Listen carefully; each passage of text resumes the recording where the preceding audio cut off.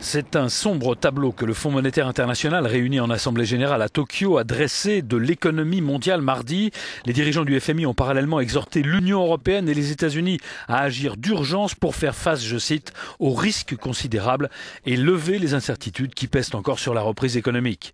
Olivier Blanchard, l'économiste en chef du FMI, a décrit en quelques mots l'impasse économique actuelle.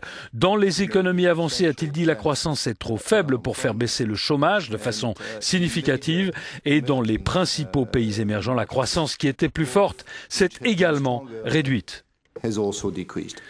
Signe de ce regain de pessimisme, le FMI a encore une fois abaissé ses prévisions de croissance mondiale à 3,3% en 2012 contre 3,5% précédemment.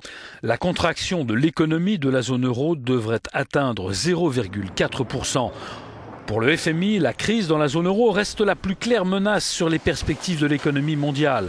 Même si la réduction des déficits est nécessaire, affirme encore l'institution monétaire, il ne fait aucun doute qu'elle pèse sur la demande. Le FMI appelle enfin l'Europe à mettre rapidement sur pied son nouveau fonds de secours, à faire avancer l'union bancaire encore balbutiante et réaliser une plus grande intégration budgétaire.